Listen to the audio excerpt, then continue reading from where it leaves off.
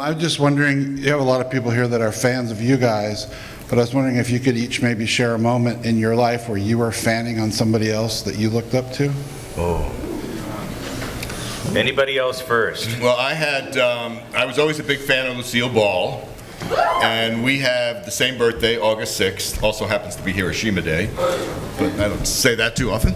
And I was on the Emmy Awards. There was a bunch of commercial people doing a singing and dancing number, if you can believe that. You know, Josephine the Plumber and Mrs. Olsen and all that. And Lucille Ball was getting a Lifetime Achievement Award. And they had her kind of sectioned off in this little private area backstage. And I was like, I'm going to go meet her. She's my idol. I got to go see her. And I managed to sneak in. They were not letting anybody in, but I managed to sneak in. And I went up. I said, oh, Miss Ball, I just want to tell you I'm your biggest fan. And ever since I moved to L.A., I never used to like my birthday, but I love it now because Channel 5 runs I Love Lucy all day long, and we have the same birthday.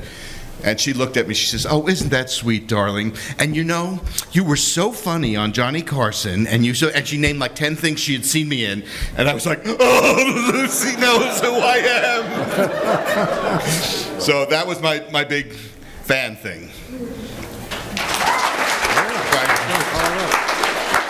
That's for dead Lucy. Still? Still. I also do some directing, and way back for a company that no longer exists called Interplay, got the chance to direct the original cast of Star Trek into what we called CD ROM games back then. Captain Kirk, Uhura, Spock, all of them were there. And it was kind of weird having Shatner walk in and looking down at the top of his head, but he opened his mouth, and damn it if Captain Kirk wasn't on the bridge. Bill does not like to be directed because he's a director, and you know, you have to respect that. And he actually did listen to me when I was saying, you know, maybe we should say the words that are written. And take whatever time you want. But I was geeking out, fanning so badly, I would hyperventilate. I'd have to, okay, one way I'll take a break. I'd go, so I could come back. I was sitting next to Leonard Nimoy, and he was telling me about how he was feeling about coming to grips with actually being Spock. His first book was I Am Not Spock. He had just written I Am Spock. And he's unburdening himself to me. And I'm just trying really hard not to piss myself. Nichelle Nichols, God, I love that woman. Jimmy Doohan and Walter Koenig and George Takei, who you may not know was a marathon runner. He ran his ass off. He was in the LA Marathon, and people recognize him, of course. And I was on my ever-loving lady who was on the marathon too, and better her than me. But he's coming up the street, and you hear this, hey, Sulu, Sulu, Sulu, Sulu, Sulu. And he's running. And I saw him say, hey, George, looking good. And that big, huge grin of his. I am so incredibly blessed to have been able to be with them, not once, but twice. That is a high point in my life.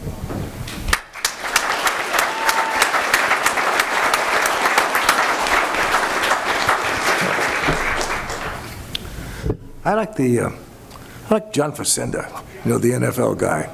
The frozen tundra of Baltimore. Anyway, I can't do him anymore, but he used to be close. And Orson Welles, I think I mentioned, Paul Frees, my God.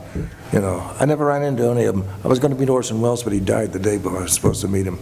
So I was reading the paper on my way to the studio. Who else was dead? That was my big break. But yeah, the old radio voices, the kind of things that had a lot of timbre and drama and things like that, which even Edward R. Murrow or some of those guys, Anyway, those are my heroes, and they still are. So, even though it's very unpopular now because it's not the healthiest lifestyle, but it is interesting to listen to me. So that's about all I have on that.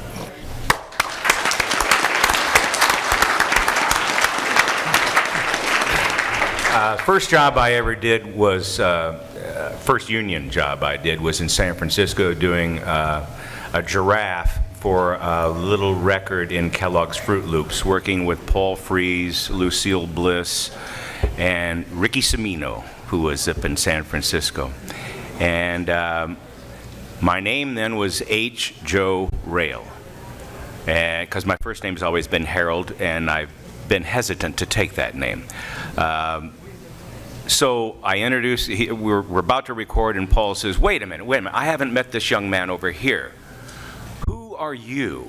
So I walk over and I say, my name is H. Joe Rayle, and he goes, H. Joe Rayle? And I said, call me Hal. He said, much better. So I've been Hal ever since that day. But I think that was more intimidating than anything else because he looked like the mayor of Munchkin City. He had this beautiful ivory white suit on with a pink shirt, carnation ruffled front, and he had a revolver in his left pocket that was pistol handled, and he had a huge gold pocket watch in his right. And he told the story of introducing Elvis to the Drug Enforcement Bureau in Washington, D.C., and getting him that special permit. But I think working with Howard Morse as my director as Doyle Cleverlobe in Galaxy High, I mean, sitting there with Pat Carroll and Henry Gibson and all these, I mean, luminaries. And I'm in the first day, and Howie says, Hal, stop. Rayle, you need to act. Act better. I left myself behind in that moment, and I jumped into the fire. And so that's how it happens. You find yourself in the deep end with some of the most amazing people. And I was lucky. I worked with Burt Burtis. I was a writer for him, so I had some of the best comedy people in all of Hollywood pass through the studio, and I'd get to write, voice, direct, and watch them. I mean, you can't believe how wonderful it is when you get a moment to spend with somebody that you grew up watching on television, and they're standing beside you in the gate, and you're waiting for the gun to fire, and you get to run down the line with them. Greatest moments in your life.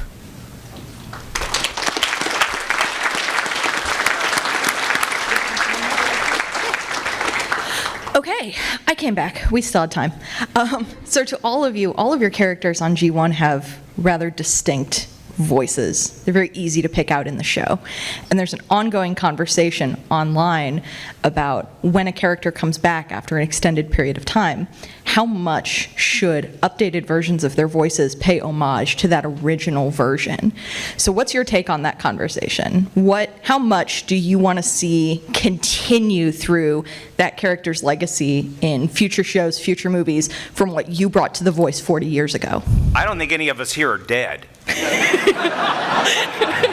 So you just want to come back? Alive, they should do the part. Yeah. It should be theirs. And I've seen some other people do Blurr, but one guy does it deep and slow. I'm like, well, that's not Blurr. It's another character. You know, you can't think that you're going to own a character forever and ever and ever. But when you have such distinct characters as we did, they're distinct, and they're distinct for a reason, and they should always go to the original as far as I'm concerned. I agree. Recreate that, and if the original is dead, then whoever comes in as the replacement should do as close as Exactly what they did. Thank you very much. So we have just a few minutes left, and I'm wondering if we could pitch a question to you, Joe, but I'd love for everyone to answer on the panel. Joe, I know this is your first convention appearance ever, and I'm just wondering how this experience has been to you and to all the others. What was your first convention experience like? It's been great. You know, everybody's been very, very nice and very considerate and polite. And gee, I didn't realize there was all this love out there and all this appreciation for something that started out as a kind of a job when I did it. Now it's more than that. It's like a cult, or it's like a. Anyway, it's it's just. Anyway, it's very, very moving, very gratifying. Pardon me. For me, I'm, until all are one. That was the gist, and it started 40 years ago. And as in the Comic Cons that I've come to, that's all I see is all are one. Everybody is a different individual with their own picadillos, but here everyone is accepted for who and what they are, and I think this is the role model of what life should be. I mean, God, you guys have taken something that was just supposed to be about a group of people who are divided, trying to come together and fighting to keep all being one. And, I don't want to get into politics, but I think we could use a lot of that right now. So keep it coming together, folks. That's my 2 cents.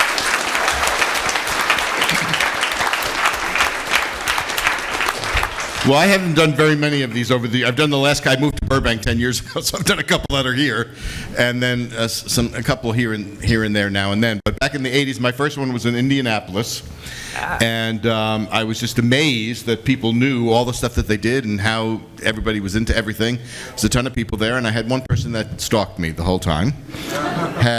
People did not have face piercings back then. This person had like eyebrows, nose, ears, whatever. And he stood next to me the entire time I was there. And when I came out in the morning, he was outside my door. And I thought, okay, I don't know if I'm in these conventions I want to do.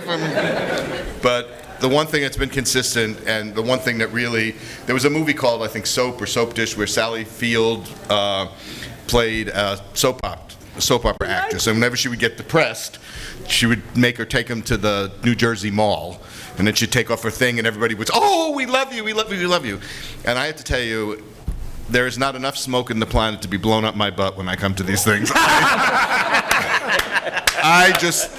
It's so nice to hear people say, oh, you were my childhood, and you did this, and I love that. And it's such an ego boost, and really just makes you feel really good to know that you had some kind of a positive influence on someone.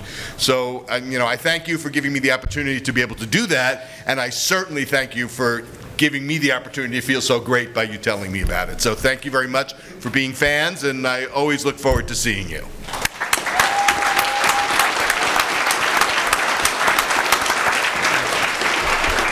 Not totally sure when I think it may have been BotCon 2002, Fort Wayne, Indiana. I believe that's when it was. And I had never been to a con before that. And I was at first, wow, look at all these people. My God, look at those costumes. And that's when I came to realize what was going on with you guys. You are, as a group, as an entity, because you are, and it goes back to the all are one, you are absolutely right. The sheer level of intelligence, of creativity, expressed in so many ways. The artistry I see at every show I go to just knocks me back.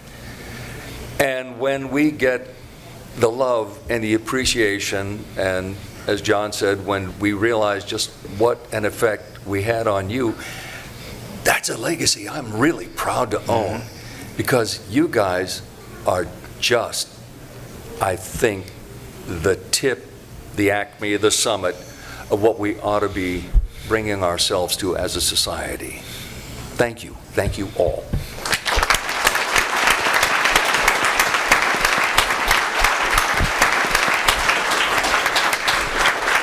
Thank you all for being part of TFcon, part of the 40-year celebration of Transformers. Big round of applause, everyone, for our voice actor panel. Thank you so much. I'm sure we'll see some of you in the dealer room for some autographs a bit later. Thank you for sharing your time with us. Thank you. All right, we're going to take a short break and be back with our next panel at the top of the hour. Please stay tuned.